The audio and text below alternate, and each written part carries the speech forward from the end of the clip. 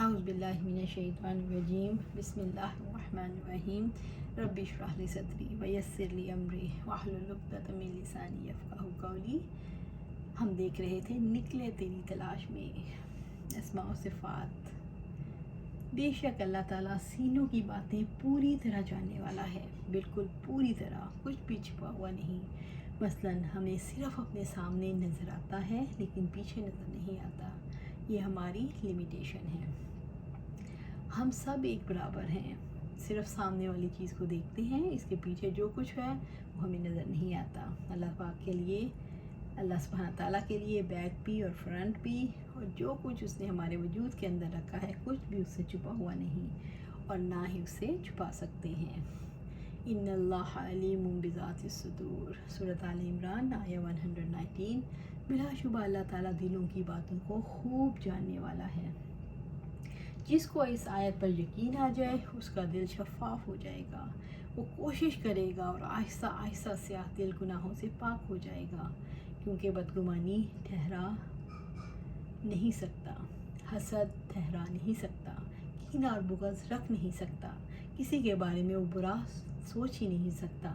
اسے پتہ ہے دل داغدار ہو جائے گا، پھر تبدیلی کا آغاز کہاں سے ہوتا ہے؟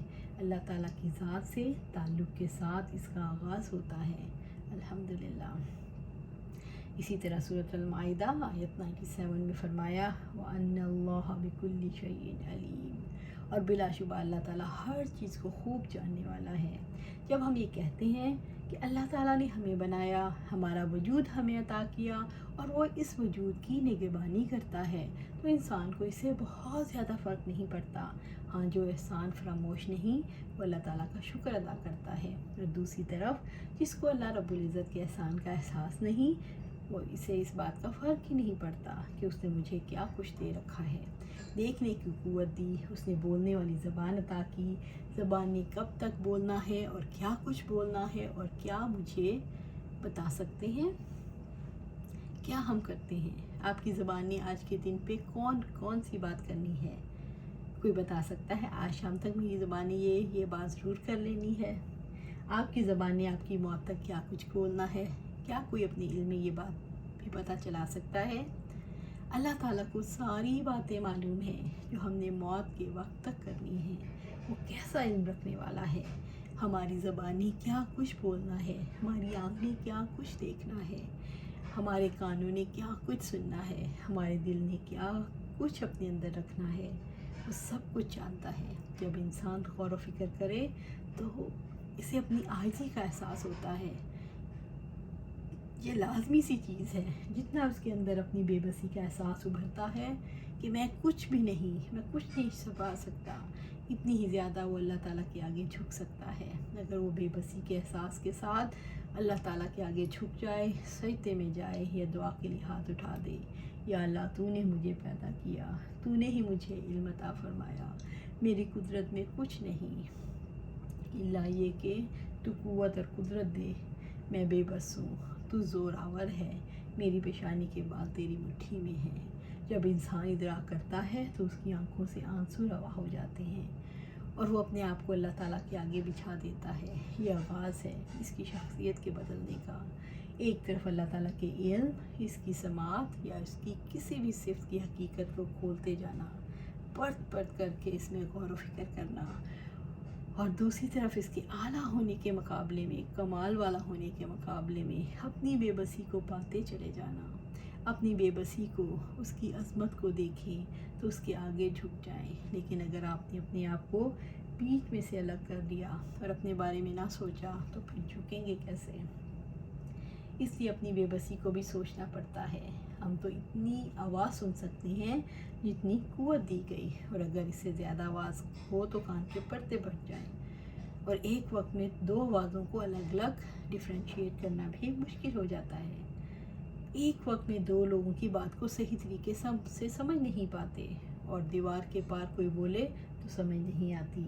ہمارا علم اتنا محدود ہے کیونکہ صلاحیتیں اور قوتیں محدود ہیں، اور جو چیز علم میں بھی آ بھی جاتی ہے اس پر بھی اختیار نہیں ہوتا۔ اختیار اسی کا تو ہے، پھر اپنے آپ کو اس کے آگے بچھا دیں۔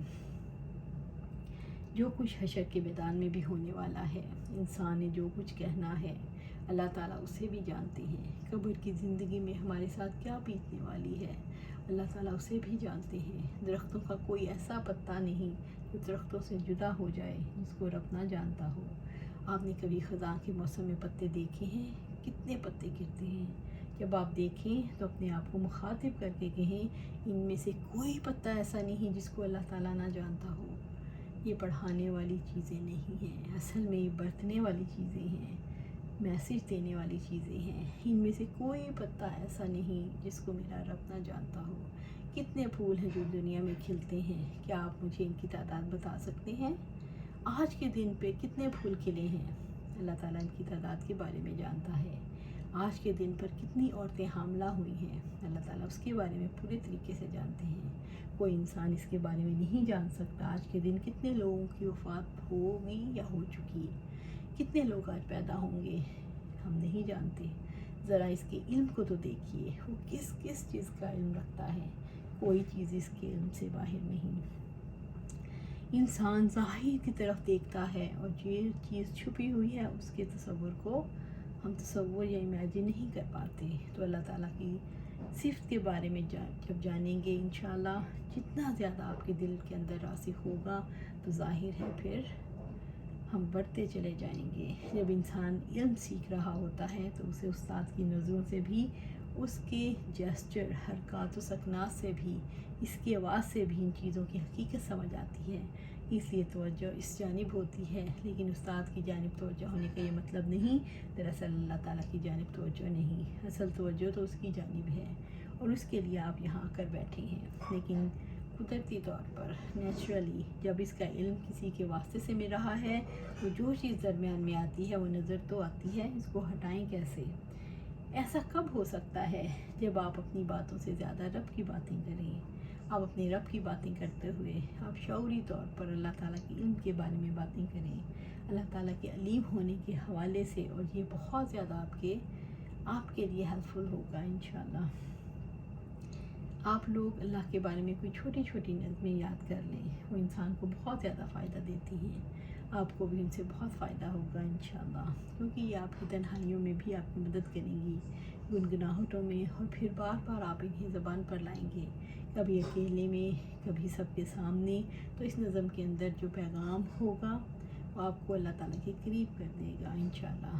اسی طرح یہ آپ آیات اور احادیث کو اس کو خوبصورت انداز میں پڑھنا سیکھیں اور یاد کر لیں۔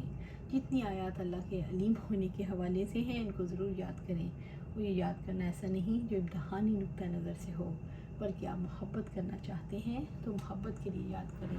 میں یہ چاہتی ہوں کہ آپ کے دل محبت کے ساتھ پورے شوق کے ساتھ یاد کریں، ان کو آپس میں ایک دوسرے سے ضرور شیئر کریں۔ اللہ تعالیٰ سے دعا ہے کہ وہ اپنی ذات کے بارے میں غور و فکر کرنے کا ہمیں شوق عطا فرمائے اور اپنی محبت ہمارے دلوں میں ڈال دے، جس کی وجہ سے دنیا اور آخرت میں ہمیں اس کا قرب نصیب ہو۔ آمین یا رب العالمین۔